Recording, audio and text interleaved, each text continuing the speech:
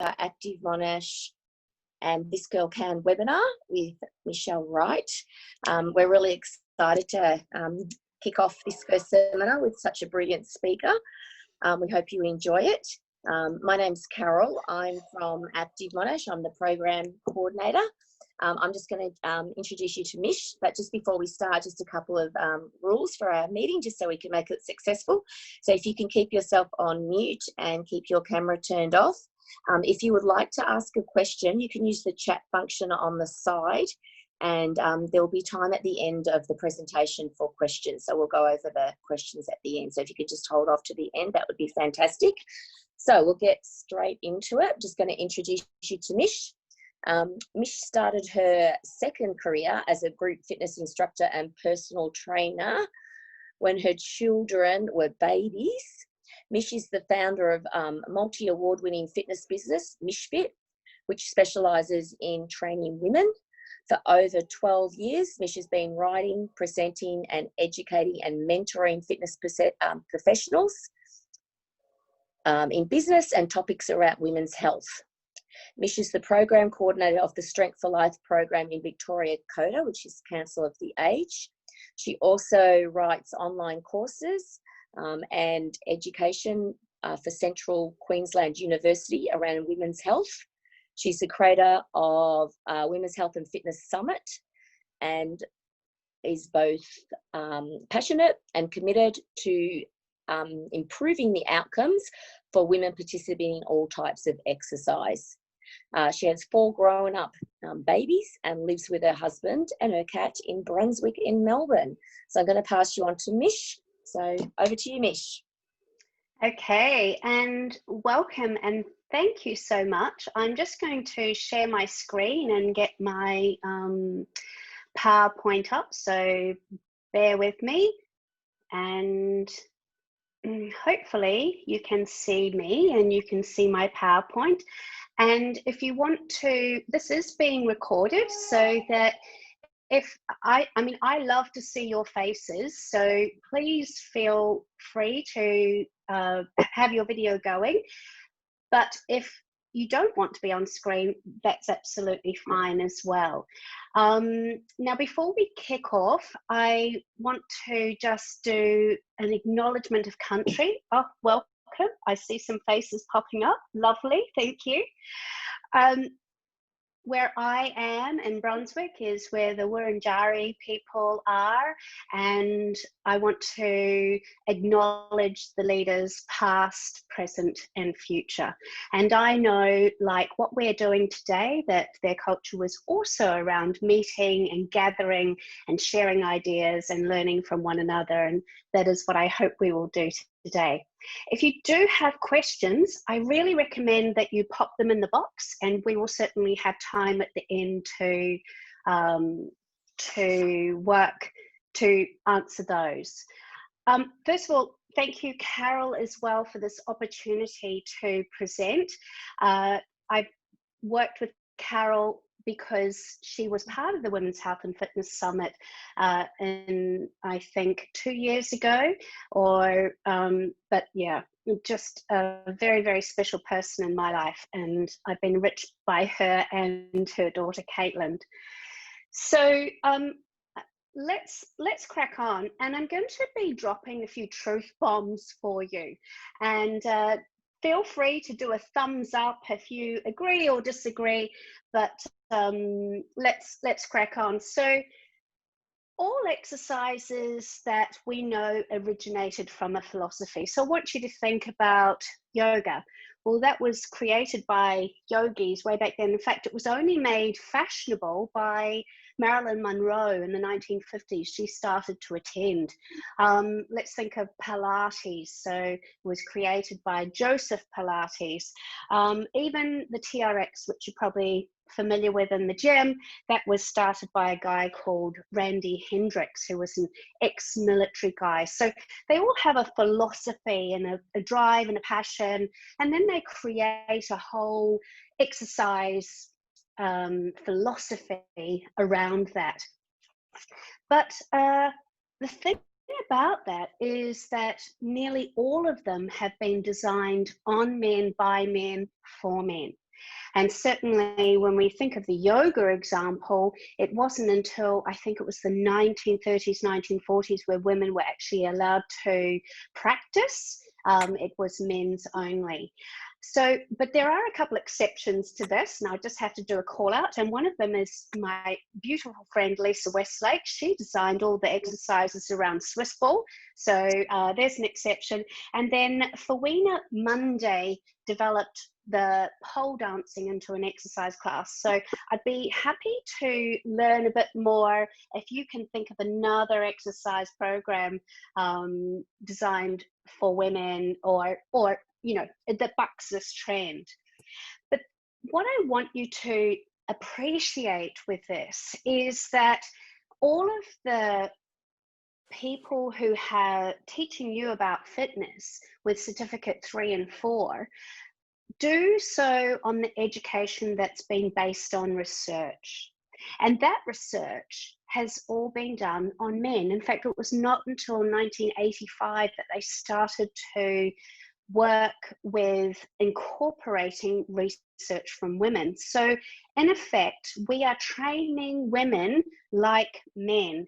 And what I'm going to go into today in this session are 3 ways in which we are different and how you can know how to do a little bit differently, because this is where we're at. And to tell you the truth, I am on the Skills IQ board, which is the board that is reviewing certificate 3 and 4, and I'm doing so with an ageist and a gender bias. So trying to change the education to say, okay, we know this philosophy or this research has only been done on men. We don't actually know what the repercussions are. And you'll understand when I go into this a little bit more. But you know what don't know what's happened to my slideshow. Here we go.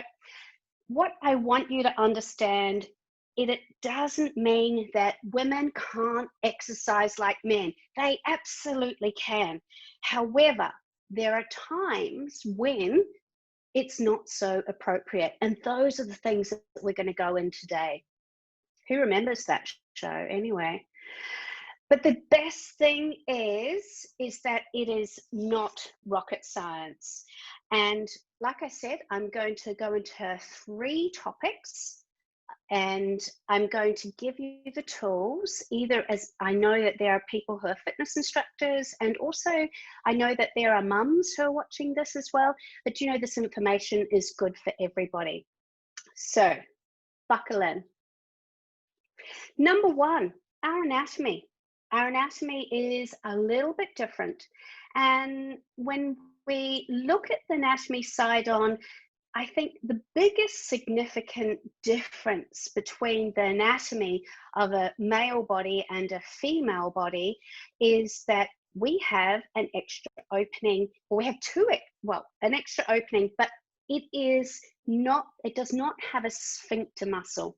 So we have a sphincter muscle for the urethra, and we have a sphincter muscle for the rectum, the back passage. So that means that we can manage our flow. But for the vagina and the vaginal passage, we do not have a sphincter muscle. So we actually have an opening at the base of our pelvis, and just think about gravity for a moment, that is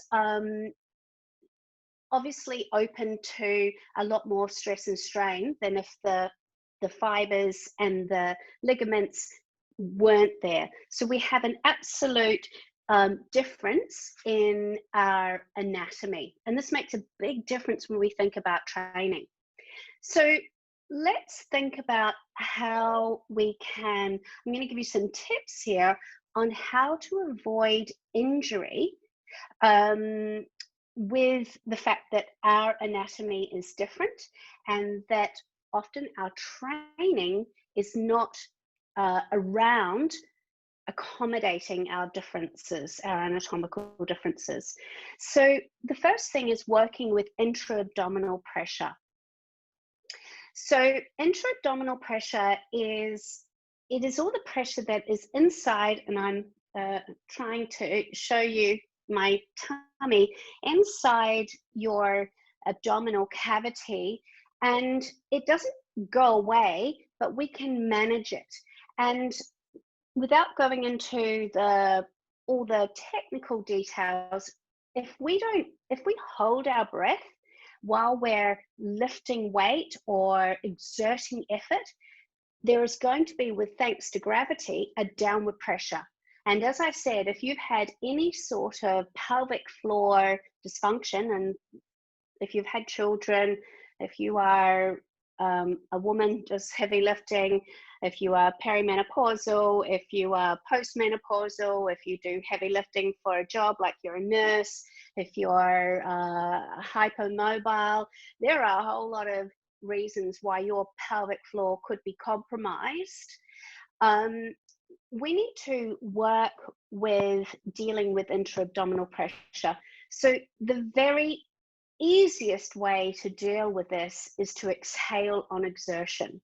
So with most exercises, you will find an easier phase and a harder phase. So the eccentric phase when you're going down, and the concentric phase when you're working up. Usually it's against gravity. So for example, if we're thinking about a squat, the easier way might be going down. The harder phase is pushing up against gravity. So that's when you need to time your exhale. And I'm not talking about a puff at the top.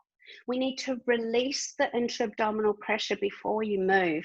Now, these are really simple, yet research has proven effective, but it is all in the details. And so I really recommend that when you're given an exercise or you're doing an exercise, following your program or listening to your personal trainer, the first part that you do is think about, well, what is the easiest, what is the hardest part of the exercise? And it's okay to go slow for the first couple of reps just to see where that is. So then match your breathing. Inhale on the way down, exhale on the way up.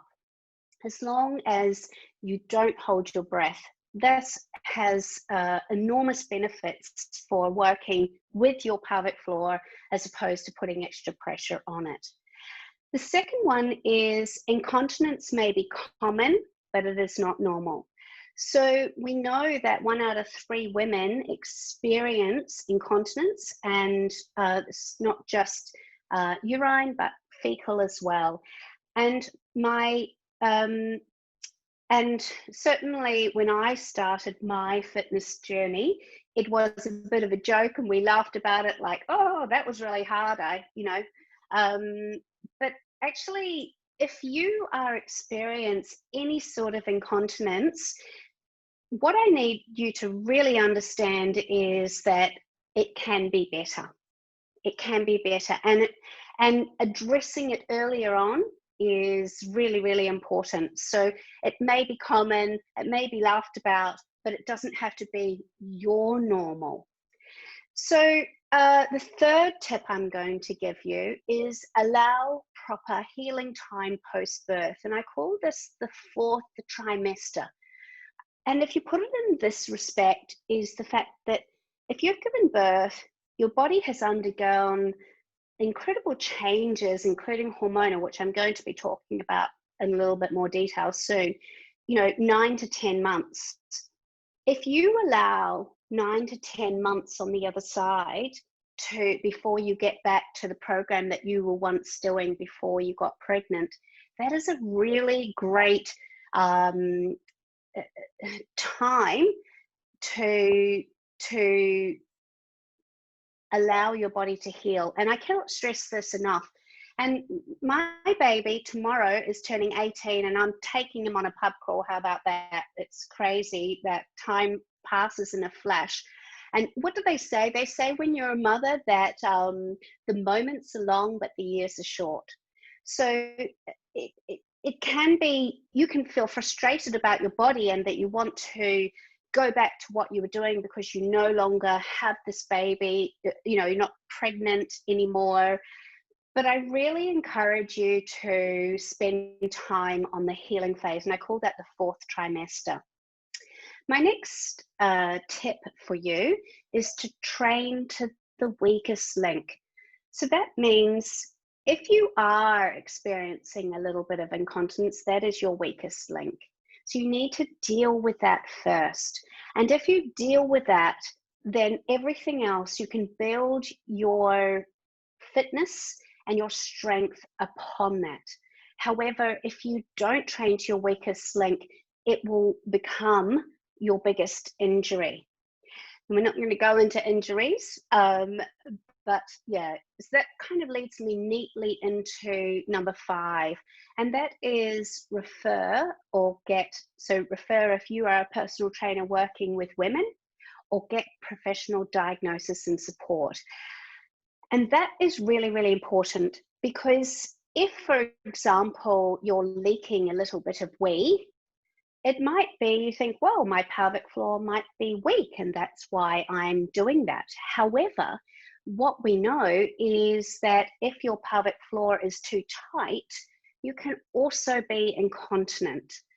Now, if your pelvic floor is too tight and you are, you've checked out Dr. Google, or your personal trainer is saying, well, you just need to do more exercises, you could actually be making that situation a lot worse. So I really need you to get the correct diagnosis, and that will inform you on your training. And if you are a personal trainer or you're working with someone, it's your opportunity to encourage your client to go to see either a women's health physiotherapist or pelvic health physio or a continence nurse, or even start with their GP and get a referral to find out exactly what is causing it, and then have that conversation. So how does this impact on your training? Because we don't want you to stop exercising. We absolutely don't want you to stop exercising. Exercising is more important in your life than incontinence or any other issue that you can have. But you need to be able to work with your body and not against it. So, number 2, abdominal separation. So it happens to around 60% of pregnancies. So it is when the linea albia splits down the front of the core unit. And when I say core unit, when you hear core, I want you to think much more, I've got my glass of water, diaphragm, pelvic floor, transverse abdominis, multifidus, all the back muscles. So your core is a functioning unit that's all works as one. I want you to think about it as if it is part of a machine. And if one part of the machine isn't really firing or functioning, then it means everything is kind of off. And certainly that's what it means for DRAM. So people who have abdominal separation after birth, and obviously it stretches, that's the ligament that joins the 2 rectus abdominis muscles, it stretches and splits. Now that's really quite common, and it's not to be concerned about, but what you need to do is understand it and then make sure you train to it. So here are my best tips for DRAM over 2 centimeters. Now, what do I mean by 2 centimeters? Now, there are plenty of videos on the internet that can tell you how to assess for DRAM, or I even sell courses on it if you're a fitness professional. But basically, it is one finger represents 1 centimeter. So it is about putting your fingers above and below your belly button and performing a crunch. And you have to press quite hard, but you can actually feel your rectus abdominis if it closes up over your fingers. So if it is over 2 centimeters, so there's a bit more room than 2 fingers when you put your fingers into your own tummy and between your rectus abdominis, then you really need to make sure that your exercise program helps and heals rather than hinders. So let's have a go through a number of tips that can help you heal rather than hinder. So fortunately, over the 15 years I have been presenting about this, I think that there's a lot more understanding out in the community about DRAM, or diastasis is another word for it, and that the message is that full crunches and sit-ups are not great. So think about it. If every time you crunch up and do that forward flexion, you're pulling apart your rectus abdominis, how's that going to work for healing? So I have worked with hundreds of women in my time, and they say, oh no, I know I'm not supposed to do crunches. And then I ask them to get up off the floor, and they pull themselves up.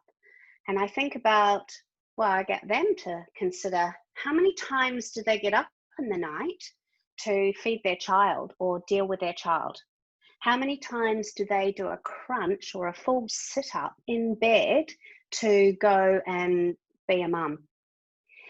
If you have DRAM or diastasis over 2 centimeters, I really recommend that you roll to the side and push off using your hands. Now, this doesn't mean it's forever. It doesn't mean it's forever. It is while you are healing and going and working with your body and not against it. And believe me, if you are postnatal and your babies are no longer babies, quite grown up, and you test yourself and you find out that you have this, I have seen recovery for many years afterwards, as in their babies were born many years ago, but it does require an understanding. So you also means you need to be mindful of prone exercises. So prone exercises are when you are face down. So that's prone. Now think about this. If this is my body and I am doing a hover or a push-up or anything where I'm in this situation and my diastasis is big, my gravity is going to push things through that diastasis. So maybe you need to modify the exercise, not forever, just while you're in this healing phase, to make it so that it doesn't affect. So I call it the Toblerone tummy, because if you have had diastasis or seen diastasis, it literally looks like a bit of a triangle going up. So monitor yourself, because your fitness professional may or may not be aware of the situation. So at the end of the day, you drive your body. So if you know in yourself you have DRAM, then modify the exercise to a point where you can control the joining together. And that can really help by number 3 is exhale on exertion. So when we exhale on exertion, our pelvic floor naturally comes up, engages, and our transverse abdominis, which is our very deep set of core muscles, push together. And this can help with the mending and pulling together. So definitely monitor any Toblerone tummy, and at the very least, go back to that exhale on exertion. And of course, with all of this, is that there are so many health professionals, particularly pelvic health physios, and women's health physios, who deal with this, who can find out exactly what it is like for you, and how to take the best steps to heal. And if you are a fitness professional listening to this, and you are, let's say you're a man who maybe doesn't have diastasis, though it can happen for men, and we're not going into that today, but I really recommend you go along and meet the women's health, make an appointment, go and say, I work with women who are mums, who are experiencing, and you don't have to be a mother just to experience the issues of incontinence or prolapse or DRAM, but find out for yourself how they work with them, so that when you refer on, you have a relationship with that pelvic health physio, and you also know the process, because there can be a lot of fear around going to, what's it going to be like, what's going to happen, and you can ask all those questions and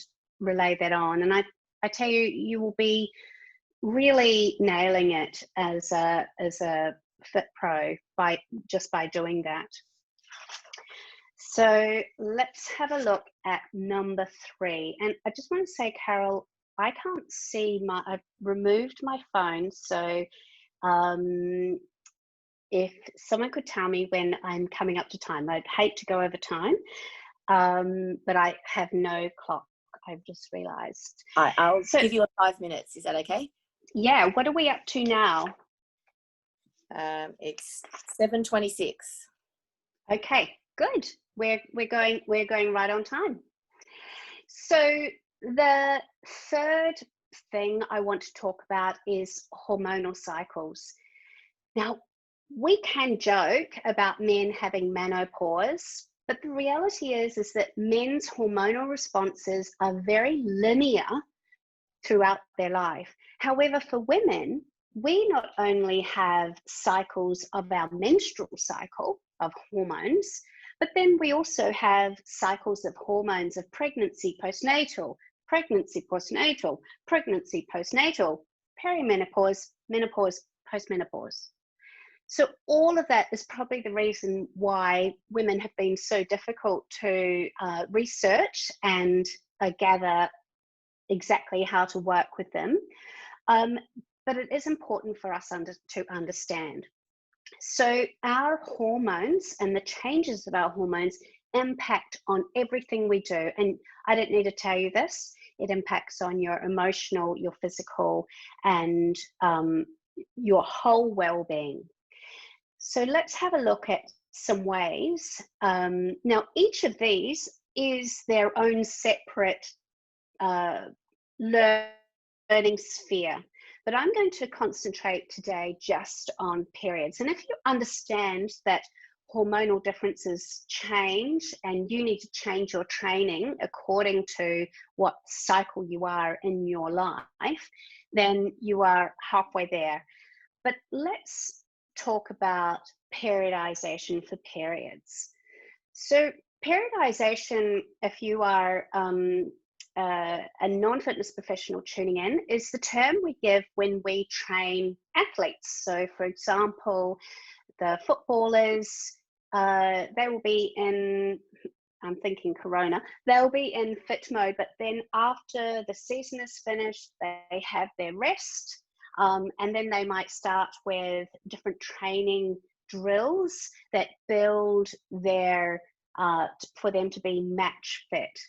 So this is a term called periodization, and depending on your training goals, you can implement a periodization approach. And I'm going to share with you a periodization approach for your periods. Now, I don't need to tell you that just before you menstruate, you can feel a lot of different things. You can feel lethargic, you can feel moody, you can feel like an axe welding maniac. Or maybe that's just me, but you definitely have that time just before you menstruate where your hormones are going to town. And I can tell you that that is the time to not go hard or go home. It's actually the time to be restorative. So just like the post-match or the post-play season time, that's your time in your month.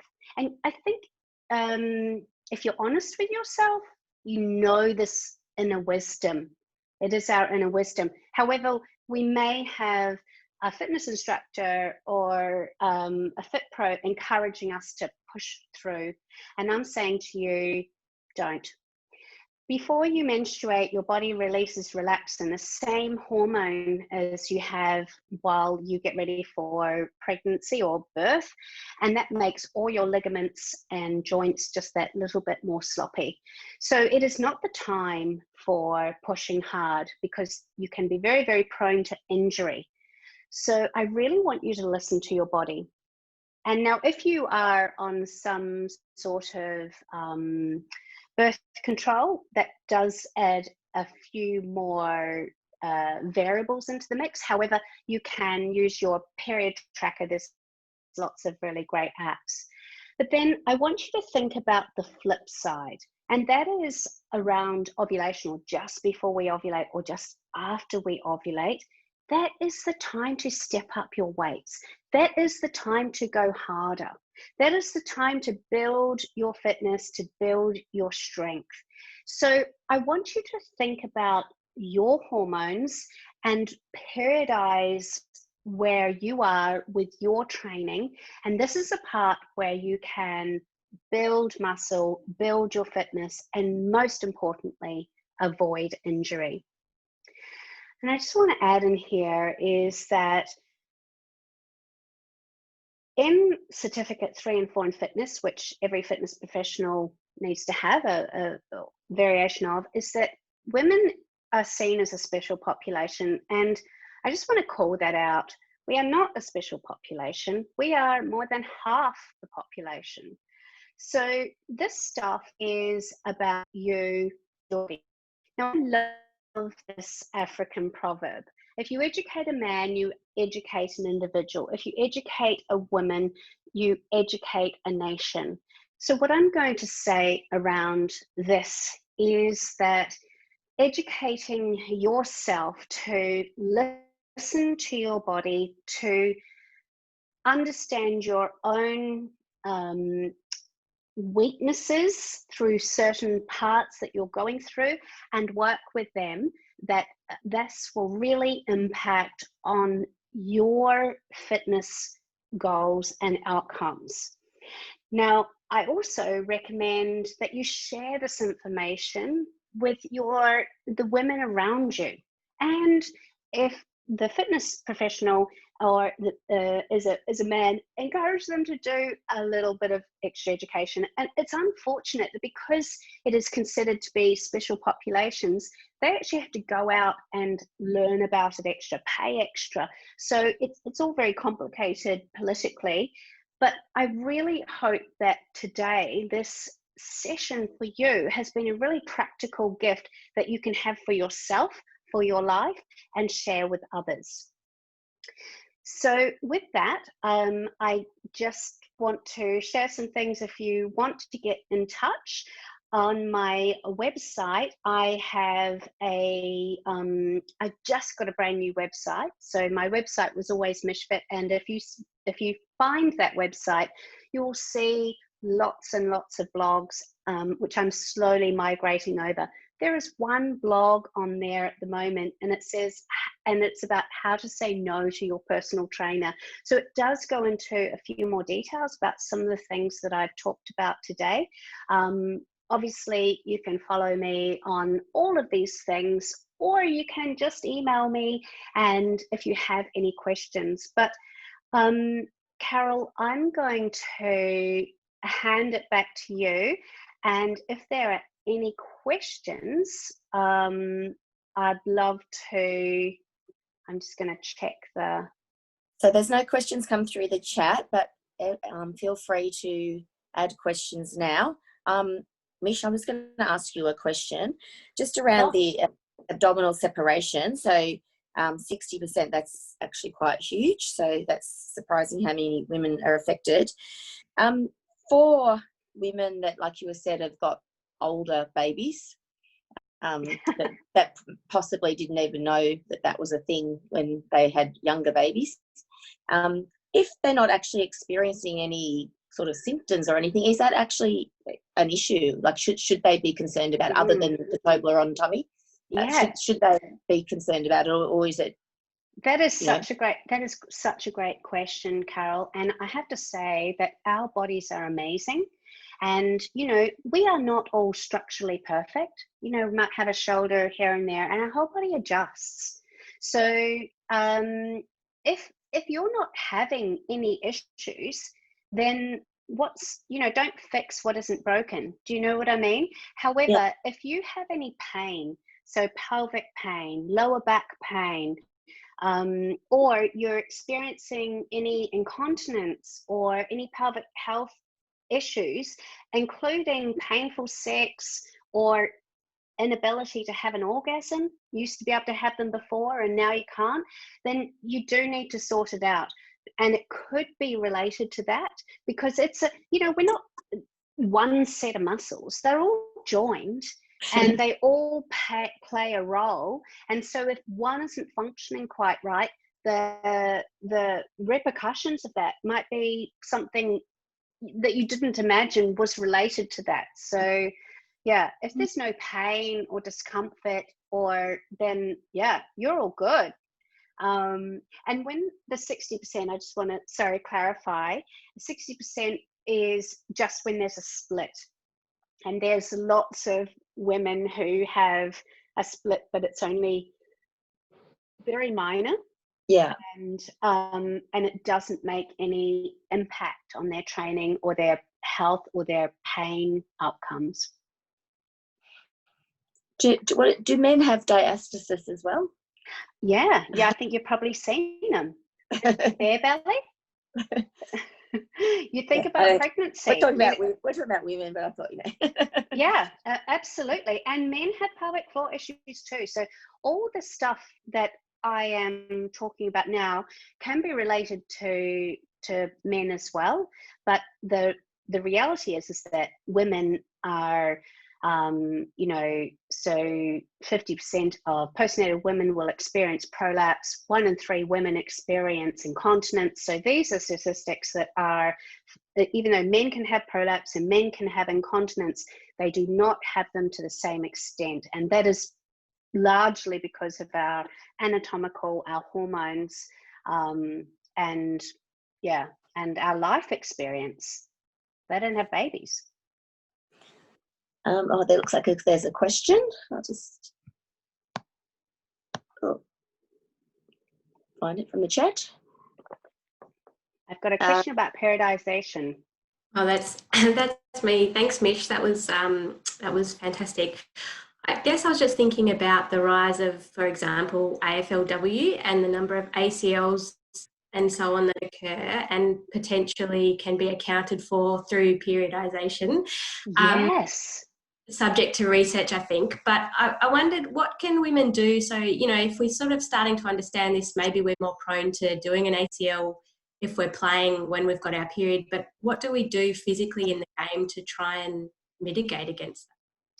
Yeah, now this is really interesting because there are, and I'd have to go back to find out. I can't remember off the top of my head, but there are sports coaches who are now training women or women's teams, soccer and whatnot, around, because you know what it's like, women get together and spend a lot of time, often their cycles sync. And so they are now implementing this periodization for their periods. So working with their hormones and working, making to avoid injury. So if we know that at different times of our monthly cycle that we have more stretch, then we have to focus on mindful exercise and not going past our range of movement, and strengthening, or taking it a little bit easy. I'll never forget, do you remember the Chinese swimmer who got out of the pool at the Olympics, and she said, "I didn't swim my best, I just got my period." And I think every woman in the world went, thank you, because I don't do my best either on my first day of menstruation. I'm a little bit rubbish. So if we can understand how to work with it. But I do think that, Liz, that we have an innate knowledge. And if we really check in with ourselves, our body will tell us. And so it's just about having the put your big girl's knickers on and say to the trainer, nah, not buying it. Not this go hard, go home business, not today. I need to have exercise prescribed to me that is what I need for my hormonal cycle and where I am right now. Awesome. I can't see any more questions coming in, but I was just going to make a comment on you put the big thing up saying women are not a special population, which I absolutely agree with. It's kind of strange that we're even considered a special population. Why do you think that's happened in our industry? Well, I think it's happened in all industries, actually. The simple answer is that men are easy to study. Young men are easy to put into studies. And so you get a bunch of young men, and normally they're Caucasian and young. You study there, it's so much easier. And then it's what I always say to my husband when the government makes a decision. Who was at the table? Who was at the table? Because I can tell you, there's just been research that just came out that when you have women in management, or it's not just women, it's about diversity in management, that when these decisions are made, it's just like, well, that doesn't sit really well with me. Then we make better decisions that lead into policy, that leads into, so it all starts here and then it leads into what you know about going to the gym. Yeah. So who's at the table making these decisions? Yeah, I actually 100% agree with that special population, because the way our industry works, we say that kids are a special population, teenagers are a special population, postnatal is a special population, someone that's pregnant is a special population, and then supposedly when you're 50, that's when we classify that as active adults. So there's not very much time in our life for a woman that we're not a special population. So it seems to be someone that's 20 to 40 and then take pregnancy out of that as well. There doesn't seem to be much time left when we don't fit into a special population. So I think we should just be talking about populations, and the courses and the training needs to be around the whole population rather than picking out little sections of things. And individualization, and yes. We can't underplay the fact that it is uncomfortable for lots of parts of our society to talk about pelvic floor, or to cue it even. They might feel uncomfortable fitness professionals might feel uncomfortable to say it, and there will be some people who will feel uncomfortable to hear it. So we need to lose that stigma that it is just a muscle like any other muscle in the body. But like I said, this is education for yourself to share with other women, to know that actually you have innate wisdom. Yeah. Helen's just put in a comment there in the chat. Re ACLs and knee injuries, our bone structure is a cause. The angle at which the femur comes out of the hip joint at a different angle than men, thus the pressures on the different parts of the knees. Yes, yeah, absolutely. Thank you, Helen. Has anyone else got any questions? Feel free to put your hand up, or even unmute yourself and ask questions. Well, we've got Mish here. So with the ACL, I'll just keep talking while there's any other questions. It doesn't mean that we can't do that high impact sport. It just means we need to, when we understand how our structure is different, but strengthening muscles that support the knee joint to avoid injury. So it has been fairly full on for the women's AFL, how many ACLs have happened. But I think they're, you know, they can't afford to have everybody injured, you know, and largely this whole conversation tonight is allowing you to avoid injury, because when you have injury, you have to stop exercising, and stop exercising is the worst thing that you can do. Absolutely. Staying active is the most important thing for women to do. But if you have pelvic floor dysfunction, you know, injury or pain, you have to stop exercising, and that has much greater health concerns. You go. Yeah, you go. Any extra tips for the active adults among us? So, Loretta, are you talking about older adults there? Yeah. Okay. So menopause is a whole different ball game as well. So importantly with menopause, and this is another whole session. So pre-menopause, we need to make sure that we have really good bone strength. Bone strength is absolutely important. As soon as we hit menopause, our hormones change our bone density. But weight training can definitely help. But if there is pelvic floor dysfunction and weight training, so you need weight training, but pelvic floor dysfunction is a part, well, think about gravity and take your feet off.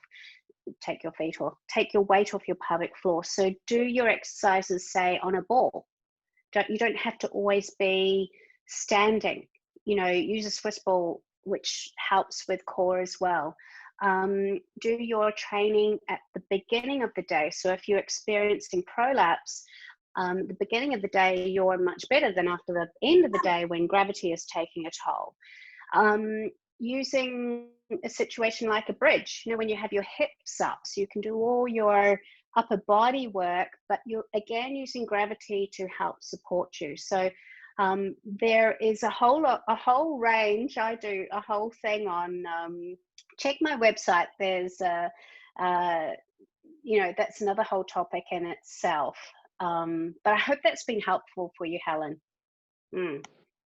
Let's have a look if there's any more questions. Helen's just said definitely need to be aware and work to strengthen and train different. I'll just ask you one question. How do you see the whole HIIT, the HIIT that's just everywhere in the fitness centre, and how that relates to women and hormones and injury that we're talking about? Sure. So I hate to be exercise bias. That means I don't like to say this exercise good, this exercise bad. The more you learn, the more you realize that it depends. So it depends. Is it working for you? And the question I would ask to get more information is, do you love it? If it is what you love doing, then find a way to make it work for you. And it might be that you do HIIT on those times when you need to, when your hormones and everything is rolling right for you. Because at the end of the day, our question should be about how can we get you to remain active? That is absolutely number one. And if running, if it is getting sweaty, if it is lifting heavy weights, if it's pole dancing, you know, whatever it is that you enjoy doing and it keeps you active, then you find the way to make it work for you, because we are all different, and you know, there's not one answer for all. But my question to that question is, how much do you love it? Does it serve you? Does it make you feel good? Does it help with your mental health? And if the answer is, you know, yes, yes, yes, yes, yes, then maybe you need to modify parts of it, but you have to work with it. And if you can't, find someone who will, including, so I strongly encourage for you to see a pelvic health physio, but if they are unable to work with you and your exercise goals, then find a pelvic health physio who will, and they are out there. But yeah, staying active is absolutely number one. Okay, thank you. It's been really informative. I hope everyone's enjoyed that. There doesn't seem to be any more questions, so we might wrap it up. Matt's just put in the chat there, he's put out a little form. So if you will consider giving us some feedback on tonight's webinar, that would be great. We want to thank Mish for joining us. This was our first Active Monash and This Girl Can collaboration to bring the webinars, and we're planning on doing a lot more. So thanks, Mish, for being part of our first one. And thanks everybody that joined us.